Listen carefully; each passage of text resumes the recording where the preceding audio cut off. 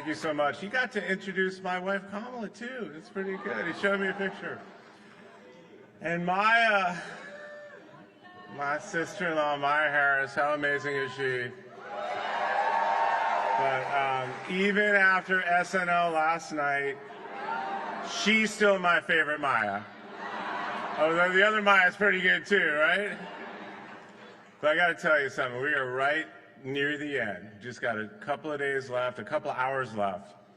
So it means so much to me to be on the road with family in these final days of the campaign, because family is what this is all about.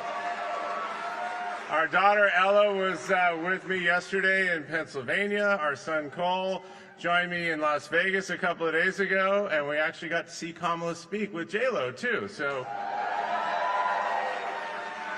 but we've gone everywhere. I have been all over this country, backwards and forwards, for the last 15 weeks. And what better way to finish strong than here in Atlanta with my pal, Governor Tim Walz. And man, you're in for a treat with Michael Stipe, the Warren Treaty, and John Bon Jovi. Now, I actually grew up about a few miles away from John Bon Jovi, believe it or not. New Jersey, Old Bridge, you know?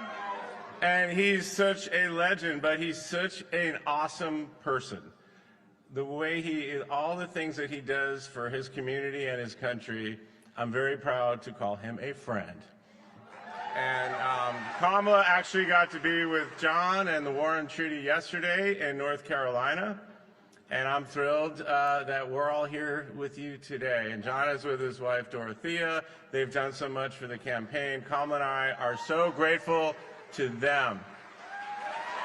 And the proud son of Athens, Georgia, Michael Stipe. It's so surreal to me to be like a lifelong REM fan. I mean, diehard fan. I mean, I saw him in concert in the early 80s, and the fact that he and I have become friends over the past several years is just incredible. But Michael has worked so hard. He's such a stalwart throughout this entire campaign, supporting us in so many ways, including performances for us in Pittsburgh and in his hometown of Athens, Georgia. And he's been all over social media. And the Warren Treaty, our new friends, I just got to meet them, but I've seen their video. Tanya, Michael, thank you so much for all you've done along with John. We appreciate you. Now let me talk and brag a little bit about Tim Walz. Tim is awesome. So I actually first met him when I was Second Gentleman, when I went to Minnesota for a small business tour. And Minnesota is ranked as one of the top 5 states to do business. And Tim's work as governor there is a huge part of that. So I can tell right away that this is a guy who just gets it. He's a great leader. He's a great dad. He's a great coach. And he's been an incredible running mate for Kamala. And I'm going to tell you this, Georgia. Tim Walz is going to make one hell of a vice president. All right, Atlanta. How are we feeling about winning right here in Georgia? Because I am so fired up by the energy in this room. And this is the same exact energy that we are feeling on the ground all across the state of Georgia and all across the country. And I'll tell you, we feel it every single time we see Kamala speak. I barely got to see her at all. You may have seen her in person more than me these past 15 weeks. And I hadn't really seen her speak in person since the convention. And I was sad about that. I caught glimpses. I'm out here working. I'm trying to help her get elected. I don't have time for it. I mean, we're doing this.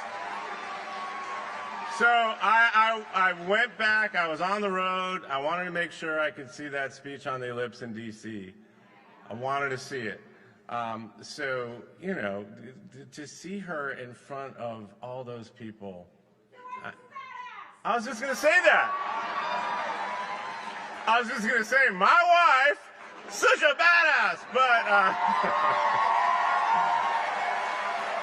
but it was really the first time since the convention that I could kind of experience the whole thing with her.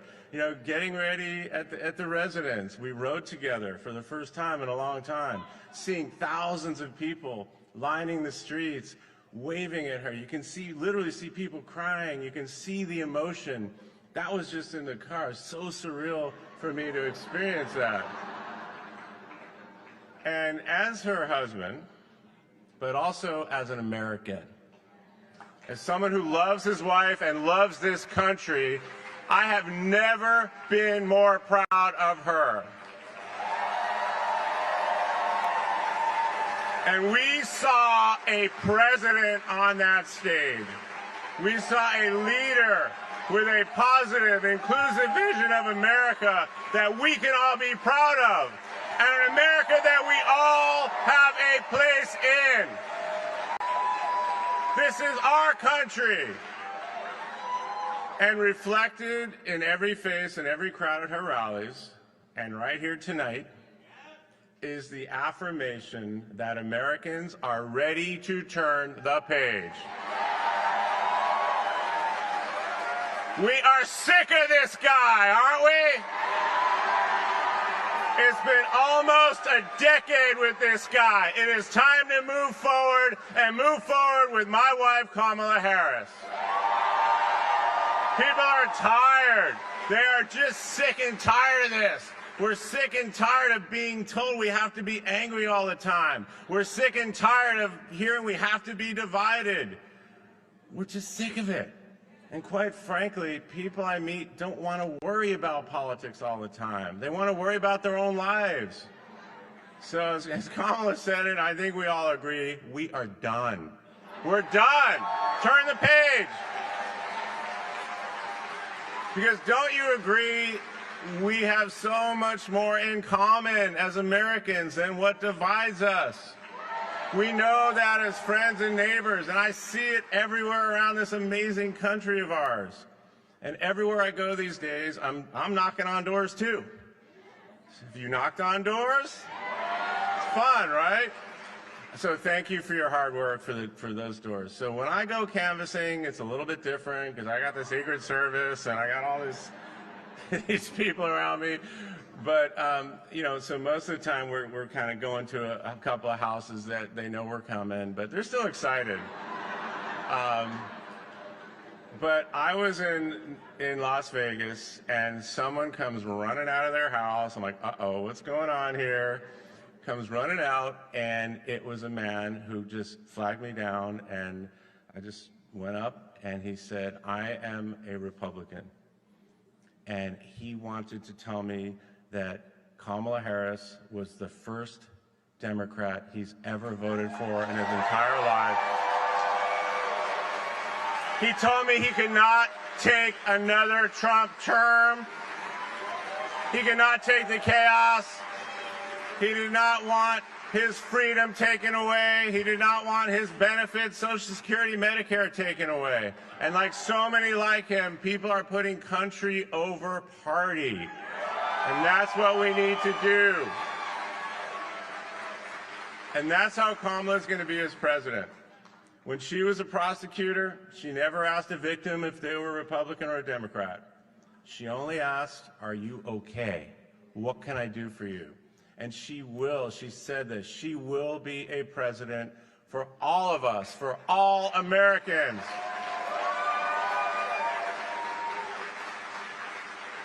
So just 15 weeks ago, folks, it's only been 15 weeks. So when the country needed a leader, Kamala was the one who stepped up. Kamala did what Kamala always does.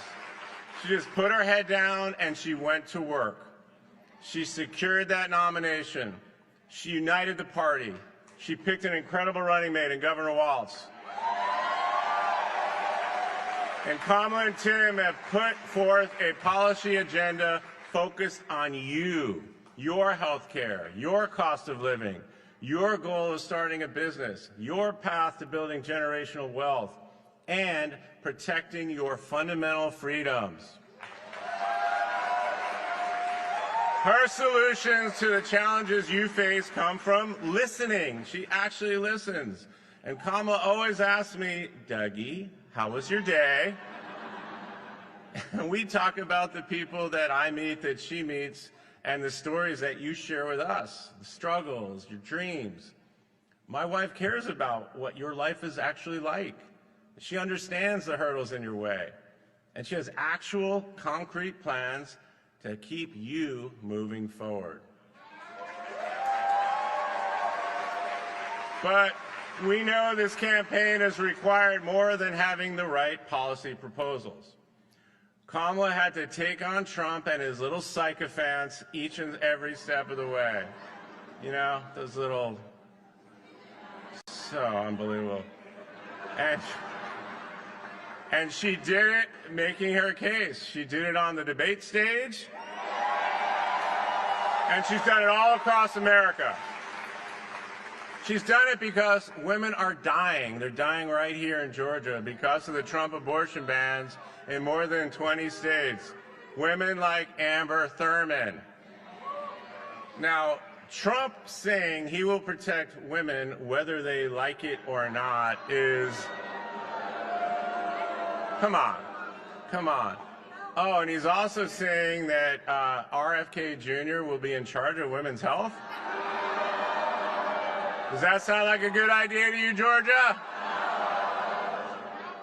Women want rights. They don't want protection. Women want rights. They don't want protection. And they're not going to be gaslit and lied to by the guy responsible for taking those rights away.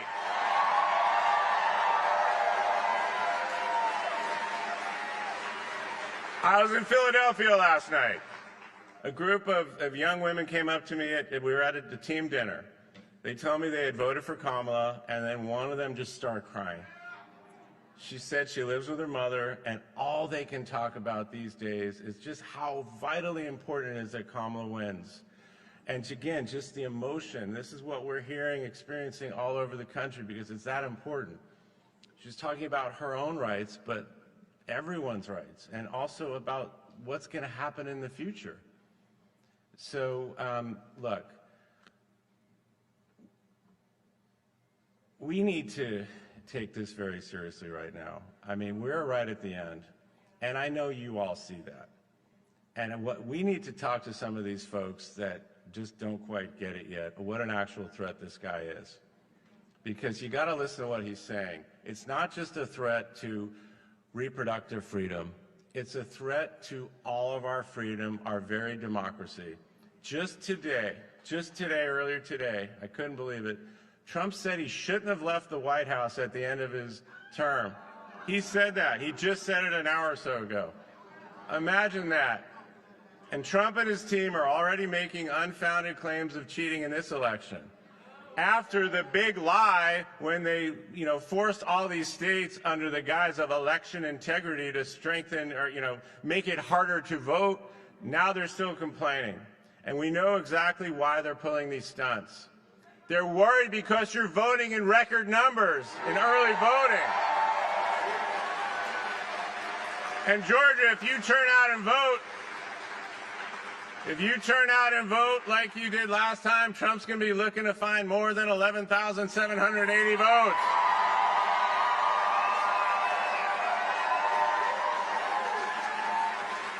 And this guy was a terrible business person in his business, so-called business career.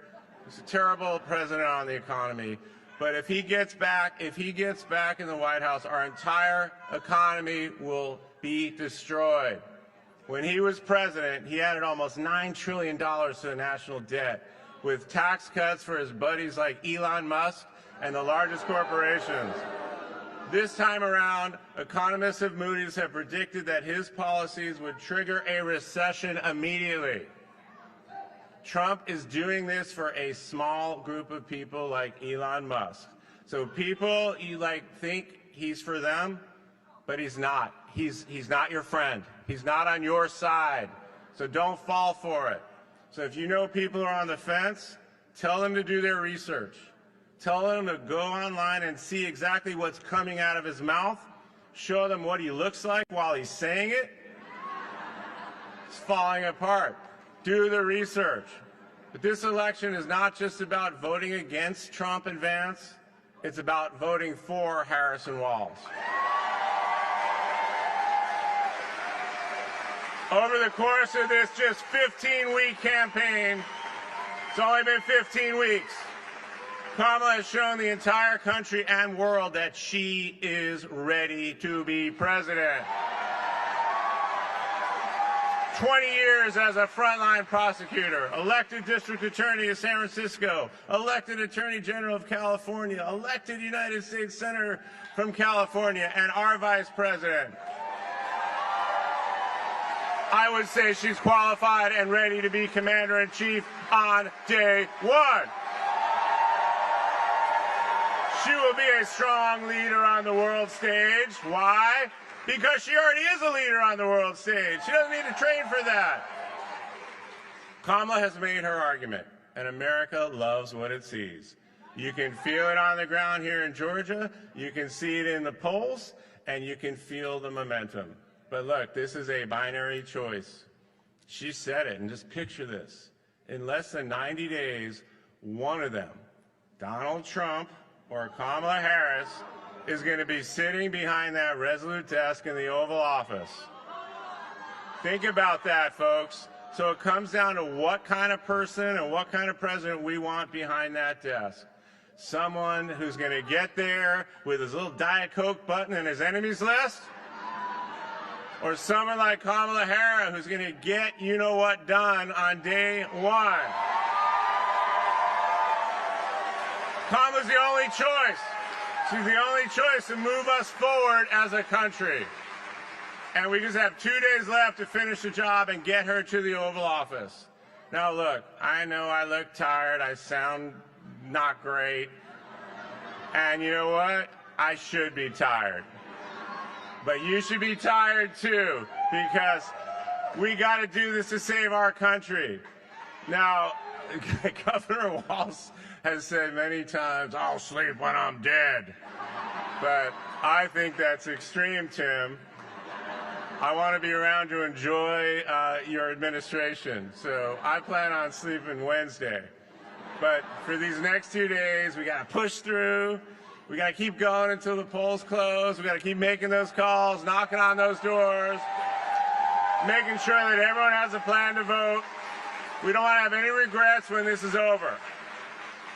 It shouldn't be this close, but it is. Oh, I don't know if it is even. I think she's going to win by a lot. But we are going to win. On Tuesday, we're going to elect Tim Walz as vice president and my wife, Kamala Harris, as the next president of the United States. But there's more. Okay, so Tim. When Kamala and Tim took the stage together for the first time in Philadelphia just 14 and a half weeks ago, I met him that one time in Minnesota, but that was really the second time I met him, and I just got up on that stage and gave him the biggest bro hug in the world, because that's the kind of guy he is. And I have to tell you, I got a lot of texts from some longtime friends and some family members and said, what's going on? You never hugged me like that. But I said, well, he's awesome. I was excited because meeting him and his family, Gwen and Gus and Hope, you just knew Kamala made the right choice. You could just see it. And so to see Tim out there every day working so hard on behalf of this campaign, but on behalf of this country, it's been so great. So I've only got to see him a couple of times in between. This is actually our first event together. So I get to bookend that big bear hug from day one. Hopefully we get to repeat it when he comes out here. It is my honor to welcome to the stage a veteran, a teacher, a coach, a governor, a father, a man who embodies what it means to be an American and what it means to serve, and a leader who is ready to get to work on day one as your vice president. May I introduce the next vice president of the United States, my buddy, Tim Walz.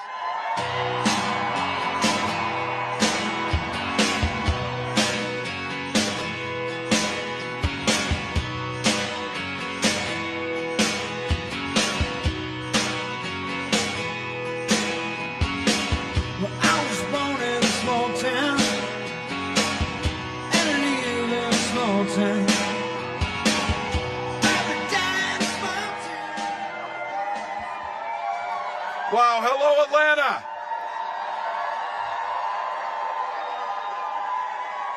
Wow.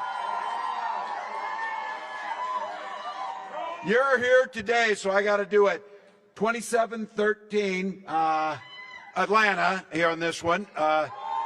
2 minutes left in the game. You're in good shape. You're going to win this thing. Falcons. Hey, how lucky are we? Doug Emhoff, an incredible partner. He is going to make the greatest and the first gentleman of the United States, Doug Emhoff. I love getting to know this guy over the past few months. Incredibly grateful. To Maya, thank you for all you're doing. Thank you for the hard work you're doing. Thank you for bringing your powerful message. And can I just say, Georgia, thank you for sending Lucy McBath to the United States Congress. She's there working to protect all our children. And I have to tell you, I got a chance back here. You're going to hear from some folks. As soon as I get off the stage, we're going to get a little bit of entertainment up here. A huge thank you to Michael Stipe, John Bon Jovi, the Warren Treaty, and all the talent. I can't tell you how great it is when you finally get to meet your idols, and they're actually cooler than you thought they were. These guys are. They're out here doing it. And I'll save this. Tyler, thank you for that incredible kickoff to this thing. Let's all agree, after we win this election with Kamala Harris, this next generation of leaders like Tyler, we're going to be just fine. We're going to be just fine. And thank you to all of you. Look around this. Look around this room. You could be anywhere. You could be doing anything at home. Hell, you could have been watching the Falcons. You could have been doing all that. But you didn't. You came here simply because you love this country. Thank you for that. Thank you.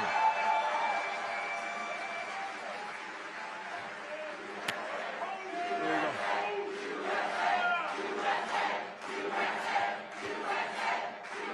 go. Wow. What a privilege. You've been hearing it, and we've been saying it. How many months we had, then how many weeks, then how many days. Folks, we're down to about 48 hours. About 48 hours. 48 hours to not just shape the next 4 years, but to shape the next 40 years and generations to come. Now, I know for this room, because I want to be clear, I understand clearly that I am preaching to the choir. But our recital is in 2 days, choir. And we need to sing. We need to sing. So there are folks out there, though, that still haven't made up their mind. And I know you've heard it from folks. It's kind of hard to believe, but you've heard them from them. This is the line I get from folks I know, family, some of these. You get them. They say, well, you know, I really can't stand Trump and the stuff he does. And we're all saying, oh, really? You know, after this. But then they pivot to this. But he was good on the economy. That's a little fuzzy, people. I think it's important, again, to just set the stage about that. 4 years ago, during Donald Trump's time in office, we had lost 2.7 million jobs. Unemployment was way up. And this guy's refusal to listen to experts, he so botched the pandemic, tens of thousands of Americans died needlessly, and the rest of us were thrown into a hunger game to try and find toilet paper with our neighbors. That's what he did. Now look, if he's talking about 4 years ago, if you were a billionaire, you could probably agree with him because you got a tax cut and the rest of us got squat out of the deal. Now, if he gets back in the White House, he's promised, yeah, hell forbid that, let's go. If he gets back in, he's talking about a $2 trillion cut in spending. J.D. Vance specifically said to do that, they will go after Social Security. And they're starting to get a little cocky and saying the quiet stuff out loud. Speaker of the House, the guy that no one knows because it took like 10 weeks to get one from them, this guy says they're going to gut the Affordable Care Act. But you know it. You know they're going to go and try and get rid of it. And you know what happens when the ACA goes away. For them, it's just they talk about it. It doesn't matter. Pre-existing conditions for all of us. That was the genius of Obamacare. It put control of your health care back with you, not insurance companies.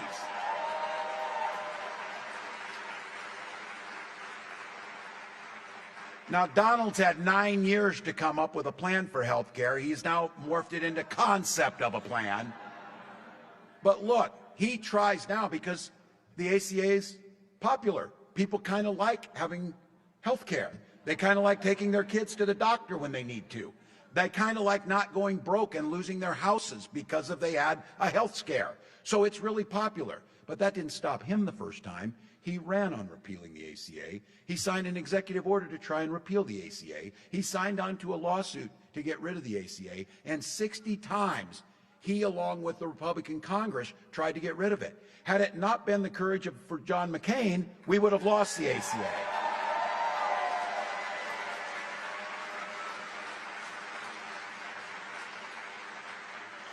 And 2 days ago, Speaker Johnson suggested that if Trump wins this thing, they're going to go back and repeal the CHIPS and Science Act. Defunding, listen to this, defunding 115,000 jobs that are already working in manufacturing and construction, including 1,200 good-paying jobs right here in Georgia. Now, this thing is not only important for jobs, it's critical that we win the competition of the 21st century from countries like China. That's what those investments do. Now, Donald hates it when we remind him that he's almost 80 years old. He's almost 80 years old. And in that 80 years, you would have thought he would have learned how a tariff works. Because everybody else has. Everybody else has. CEOs of Black & Decker, Columbia, and all these companies say, if Donald Trump gets his way and he puts this tariff on, it will add 20% to virtually everything you buy, costing all families about $4,000 a year. Anything you get, right out of your pocket. That dude said he went to the Wharton School. He should get his money back from that if he did. Look, you heard Doug say it. You heard everybody say it. Donald's not interested in making your life better. In fact, Donald's not thinking about you at all. I mentioned this the other day. You know, on your phone, you got the lock screen. You got your kids, you got your grandkids, you got your dog, you got your car. If you're some of us, you got it on there. Donald's got a picture of himself on his phone. That's true story. True story. Can we agree that is weird behavior there? That is weird behavior. Yeah. Look, I know we heard this. Last time, there were some guardrails around him. There was a Supreme Court before he put the 3 on it. There were some other things there. But this time, the guardrails are gone. He's looking to fill government top to bottom with hacks and fanatics. They asked him, what one thing do you regret or would you have done differently as president? My God, it should have taken him 10 years to fill the list. He couldn't think of anything except one thing. He didn't put enough people loyal to him in office. That's what he said. That's what he said. Look, the folks who were there before reined him in. Those were serious people. Generals, secretaries of defense, national security advisors, his own vice president. They were pleading with him, and now they're pleading with us. As Kamala said, they are making a 911 call to us. Don't let this guy back in power.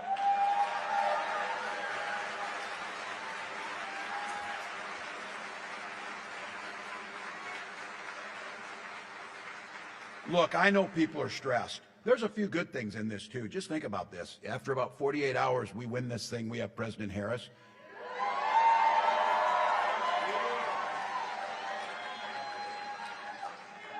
We won't ever have to talk about this guy again. Never.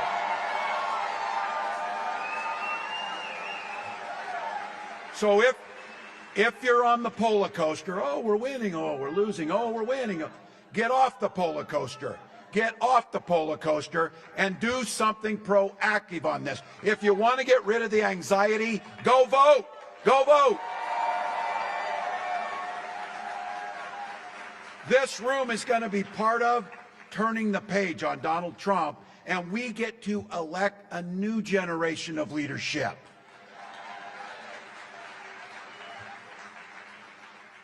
Not only do we get rid of this guy and not have to hear from him or see him on TV or listen to the nonsense again, we get to do what we saw and the world saw from the ellipse on Tuesday. That's what a president looks like. That's what a president sounds like.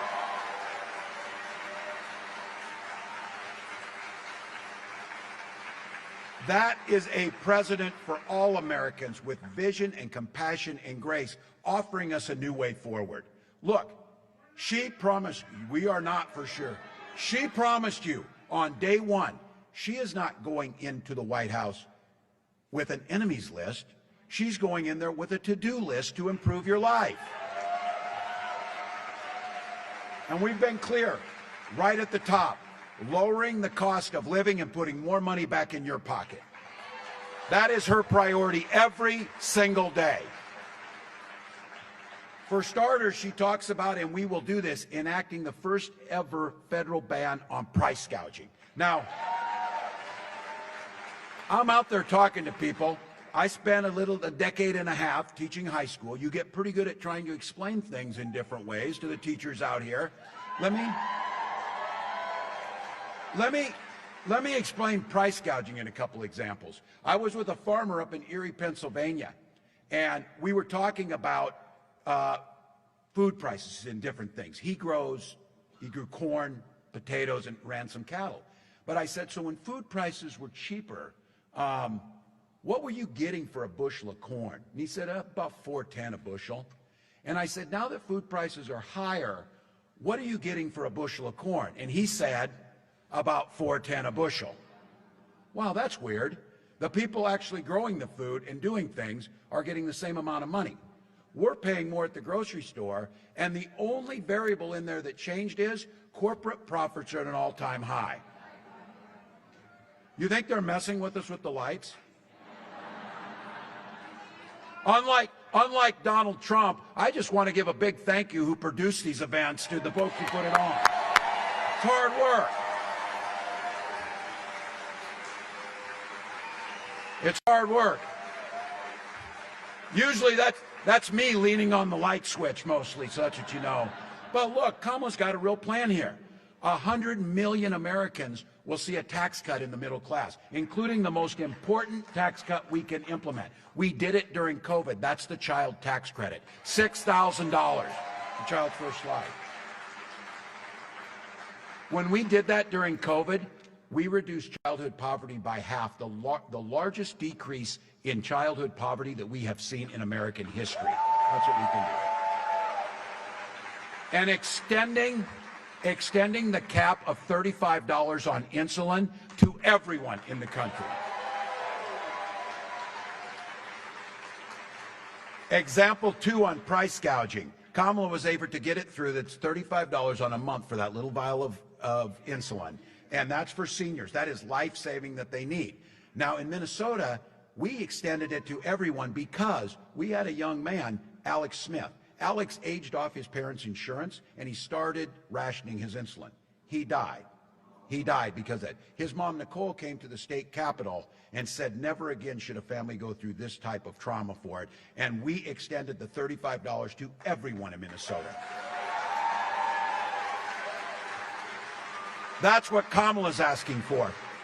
But here's the kicker on this. Those of you who know this. That little vial that now costs $35 and she wants to extend to everyone, in Minnesota before we did that, they were charging $800 for that. Many times insurance wouldn't pay for it. Here's the real kicker. It costs $5 to manufacture it. Now, health is a fundamental piece of what we're doing, protecting the ACA, protecting pre-existing conditions, and she has proposed something that is transformational, having Medicare pay for in-home care for our seniors. Big deal. Big deal.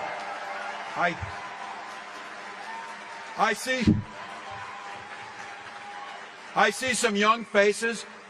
Those of you who are young, trust me on this, and the gray hairs in here will tell you this. You don't think much about Medicare. You start getting up around 60, you spend about half your day thinking about Medicare because it's pretty important. She's also talked about enhancing those benefits that we paid into by making sure Medicare can pay for glasses and hearing aids. It's a smart thing. Helping the middle class. Keep prices down, protect your health care, expand Medicare, protect Social Security, and then make something that is so important to all of us, making home ownership a reality by making sure we give $25,000 down payment for everybody assistance to own a home.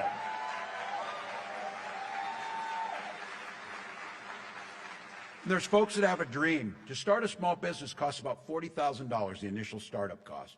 We offer a $5,000 tax credit presently. Kamala is proposing that we up that to $50,000 to give more people the opportunity to start their American dream.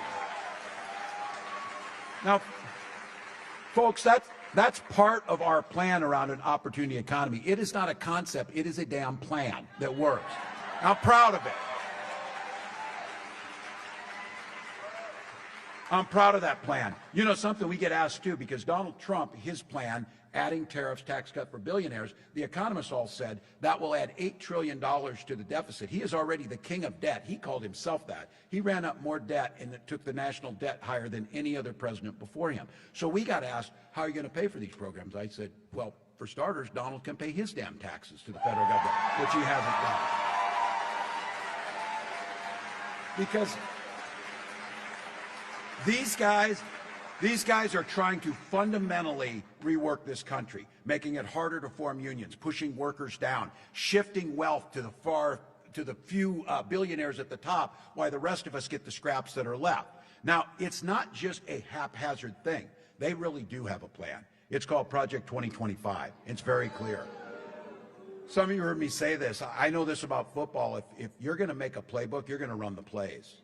And this playbook is a damn nightmare for the middle class. First and foremost, I want this repealing all of the good things that we know could be done, but there's so much in here that goes beyond the economic shift of wealth to the top, tax cuts for the wealthiest, gutting Social Security, gutting Medicare, making it more difficult to form a union. There's also basic freedoms in here. Some of you are old enough, and there's some of you in here, I bet, that at one time were independents or Republicans, maybe John McCain's Republican Party or a Reagan Republican, maybe, some of those folks. That's different than these guys. When Donald Trump talks about freedom, that's the freedom to be in your exam room. That's the freedom to be in your bedroom. That's the freedom to tell you what books to read. That's the freedom to force their religious beliefs on you. Those are the things they're talking about. When Kamala talks about freedom, she means the people should be free to make those decisions, not politicians.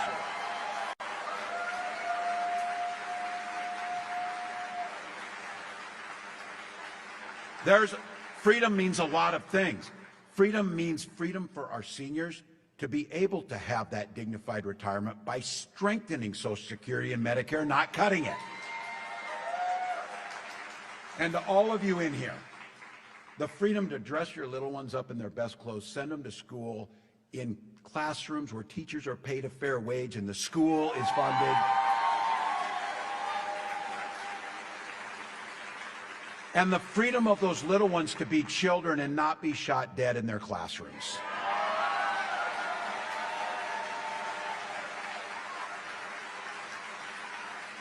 These guys don't get to frame this one. I know guns. I am a veteran. I'm a hunter. I'm a gun owner. Kamala is a gun owner. Kamala and I know we can uphold, as we have, the Second Amendment, while also upholding our first responsibility, protecting our children. Protecting our children.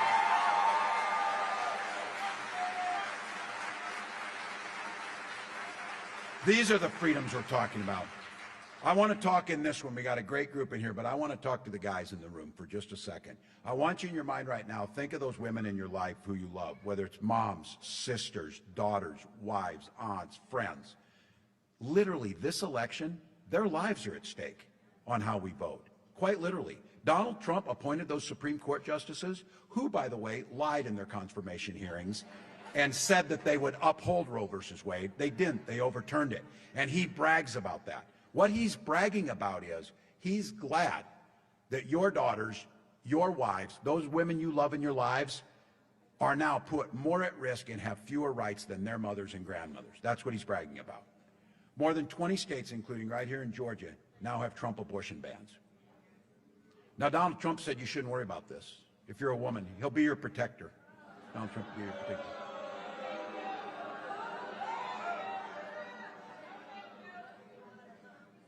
He can't even open the door to a garbage truck, let alone.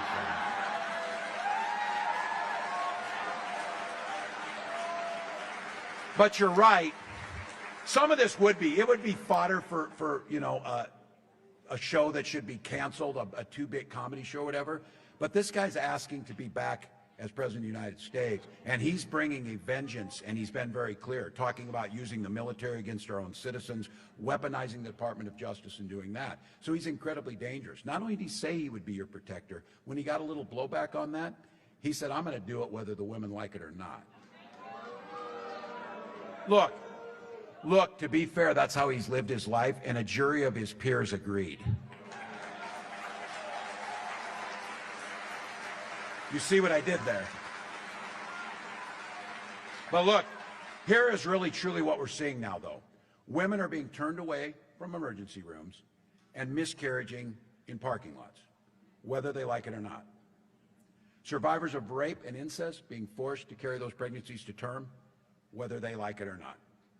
Fertility clinics have turned couples away at the door, whether they like it or not. For so many of us in this room, all of us in here, it's personal. For Gwen and I, it was infertility issues.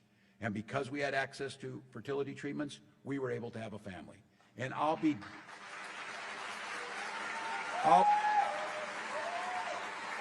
damned if anyone in this country should be denied the same things that we had.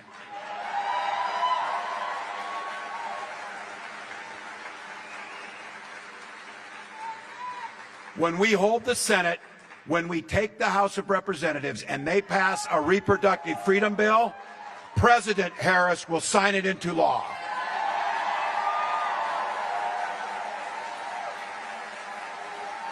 There's a few simple things here. You mind your business, I'll mind mine.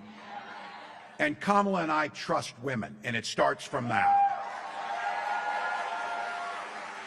I also get a pretty good vibe out of this room that women across this country, every age, every background, every political party, are going to send a loud and clear message to Donald Trump on November 5th.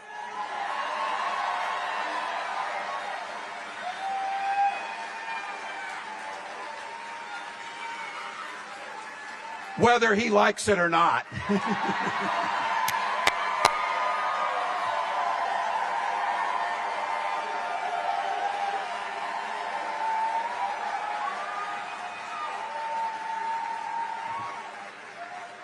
He has no idea that can that he opened up on that day. Look, Kamala says it, we're not going back for a reason. We're not going back to that. We're not going back to the 50s. We're not putting women's lives at risk. We're not busting unions. We're not ignoring science. We're not doing it. And look, we've got the opportunity. That's why I'm here. On behalf of Kamala, on behalf of myself, I'm humbly asking you for your vote on November 5th. Now look, 2 days, momentum's on our side, but we're not taking anything for granted. So I did this for too many years. Here's the deal, folks. This game is tied and there's 2 minutes left. We've got the damn ball. We got the best quarterback on the field with Kamala Harris.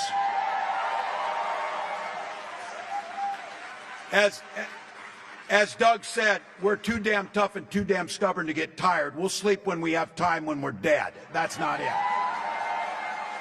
Because I'm telling you, in Georgia, 1 or 2 votes per precinct could win the whole damn race right here.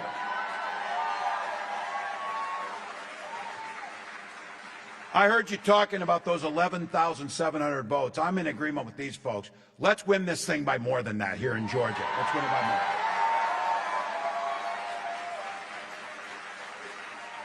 But I said I'll take the win, and if that, as a Georgian said one time, that arc of the moral universe bending towards justice, I know it will. So if we win Georgia,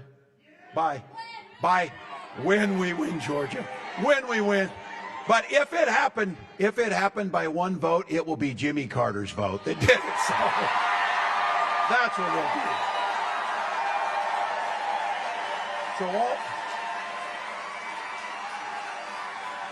So all of you here, Georgia, you got a proud history down here, and I know this will happen at some point, years in the future, when you're sitting in that rocking chair on the porch and you're rocking away as no person, and a little one comes up to you, coming home from school, where they're studying the 2024 election, when the American experiment survived, and democracy stood tall, and the rule of law held. That little one's going to say, what did you do to make that happen? And your answer is every damn thing we could.